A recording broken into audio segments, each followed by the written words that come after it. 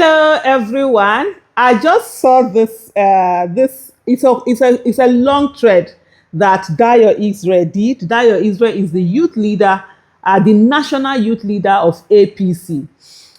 So this is the thing. I'm not going to go through all the long thread that he did, but a particular one amongst the thread, a particular tweet caught my attention. That's the part I'm going to, really focus on.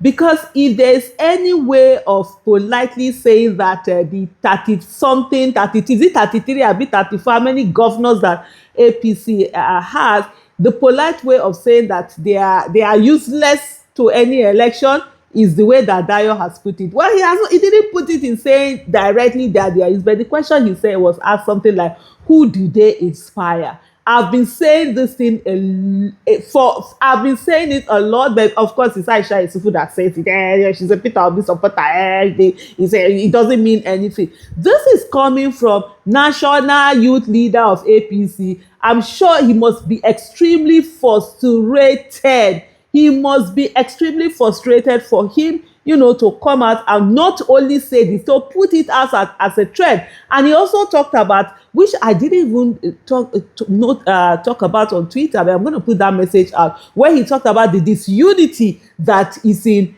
APC and the quarrels that they had in Oshu that led also to all of this. But the thing he talked about here, he talked about the role that David Adeleke played, that is popularly known as, Davido. He said the third defining figure is Davido in that Osun election. When it comes to Osun election, Davido doesn't play. And there's one thing about the Adele case, for me that I find very intriguing, interesting, and, something that people should imbibe is their unity in terms of, standing by each other and for each other. It doesn't matter whether they have their quarrels at home and all of that. Families have quarrels and stuff, but you see that unity where they stand with each other in everything that they do. You're seeing them coming out, being all out, and just, standing there. That is really inspiring. And then I'm looking at it, I'm thinking of, I come from also a huge family on my mother's side, the Amebenomos family. When my grandfather died, he left over 40 children that were still alive, right? And today I meet people that it's in the conversation that we are cousins. I'm talking about first cousins that, you don't know them, they don't know you. There was one time me and someone was quarreling on she was quarreling with me, rather. She's a supporter of Buhari. That was 2016, coming after me, insulting me, abusing me, telling me how my family, I'm a disgrace to my family. And I saw her name was Ame Benom, and I said to her, if you are so her little Ame Benom's granddaughter, I'm your family, so I'm the disgrace to all of you. And she reached out, she was like, and all of that. So when you see families that are able to work together, I really respect that. So that's something. He said Davido did not treat his role as symbolic. He was placed at the center of youth mobilization and used his influence, networks, music, digital reach, and personal credibility to connect the campaign to a generation.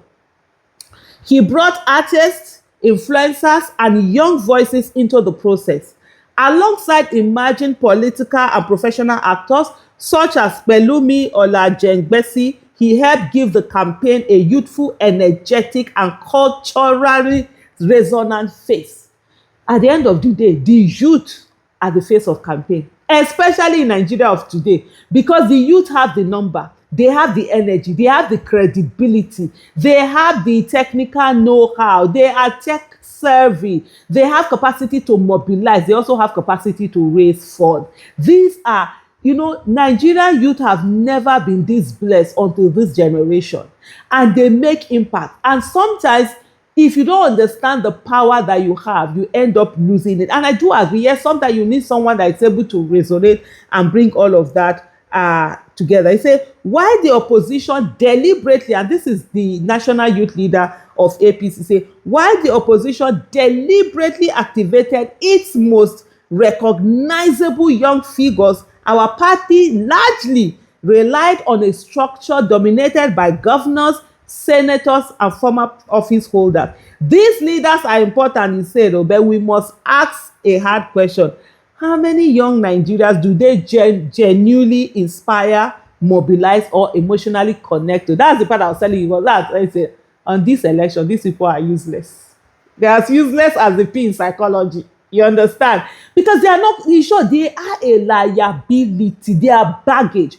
Many people are angry at these governors. Many people are angry at these senators. Many people are angry at the policies, the suffering they've made people go through, and all of that. And they are the face of those campaigns. What do you think is going to happen? Anyway, let me not loud it too much. Let them continue with those governors.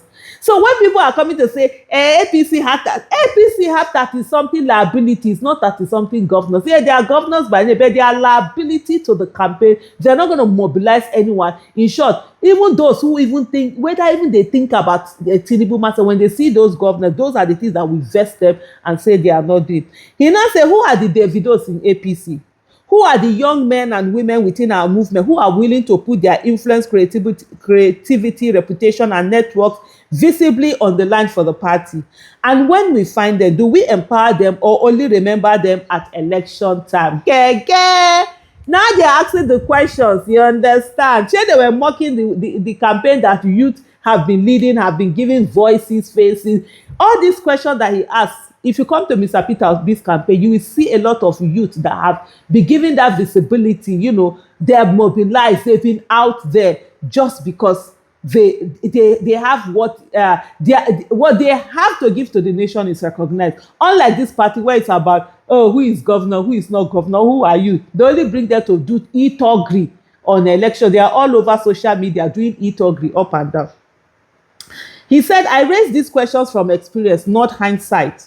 During the 2022 Osun governorship election, I traveled across communities and engaged stakeholders across divides. I met Alhaji Moshood Adeoti in Iwo, as well as other former party leaders who broke away and worked through reconciliation efforts that were not optional but essential. So they have people who broke away. So the question is this: if Tinubu cannot take care of his party, people are breaking.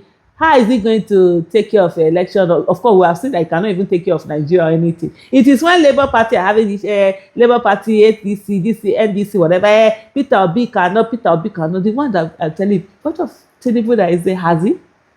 Anyway, he said, when an emergency meeting of the National Working Committee was convened during the campaign, the then National Women Leader, her deputy and I traveled to Abuja and returned immediately by a personally funded chartered flight to continue field operations. We spent weeks engaging stakeholders and mobilizing communities. On election day, I was in the situation room at the government. What about that guy? He didn't that he promised Tinubu 3.5 million votes. They say I should not stop talking about him. Okay, but you know the guy sharp. We received real-time reports from agents across polling units. By midday, it was clear from our field intelligence that the contest was slipping away, driven by a combination of inducement reports, local tension, and structural weaknesses in our mobilization. We did not lose 2022 because there was no effort. We lost because division, weak reconciliation, and fragmented mobilization overwhelmed, that effort. So is he talking about 2022 now or this one of 2026? Okay, yeah. We did not lose 2020, but there was no effort. Okay, say then there was no effort. We lost because division, weak reconciliation, and fragmented mobilization overwhelmed that effort. 4 years later, some of those lessons remain unlearned. I understand that some individuals have reportedly, these people focus on rigging. Rigging is what APC know how to do. If you stop their rigging, nothing. And that is what every one of us must ensure that we are doing, stopping every one of those rigging as it is done. He said, I understand that some individuals had reportedly been working for months before this election, yet the constitutionally recognized National Youth Wing was not meaningfully engaged. Even when I personally reached out and offered support, I was referred to an individual who promised to call me. I reached out again, but that call never came. This is not about individuals. It is about institutional culture that sidelines its own structures while relying on ad hoc arrangements during election. No organization that disregards its own constitutional organs can consistently win complex statewide contest. It is also important to state a difficult but necessary truth. Since the inauguration of the campaign council, the National Working Committee did not meet to formally review progress, assess strategy, or recalibrate direction. In any serious political organization, that absence of structured oversight is not a minor administrative gap, it is a strategic weakness. The National Youth Wing should not be activated only to fill stage. Oh, no. If it was an Aisha for anyone saying this, you say, "Ah, after all, this is someone bringing it as it is." The National Youth Wing should not be activated only to fill stadiums or sidelines for support groups. A women's wing should not be reduced to decoration at rallies. These are political structures with constituencies that must be organized, engaged, and deployed as part of a deliberate strategy. Our rallies must also evolve. In earlier circles, the national women leader and national youth leader had defined roles in energizing crowds and speaking directly to their constituencies at our rallies. Today, many rallies have become sequences of speeches by political elites with little structured engagement of the constituencies that actually determine turnout and enthusiasm. This is someone frustrated pouring out his this thing. If of course APC does not even have competence, character, capacity, and APC are not on the same page, I would have said if APC was a serious party, this is someone they will really sit down with, because this is a cry from the heart. It's really talking about the things that are not working there. But anyway, for me and you is the fact that these are people who are not doing the things that they're supposed to do. So when you see them, APC no get anything. They only rely on rigging. And if you stop that rigging, you will stop the nonsense. Thank you so much for watching. Bye.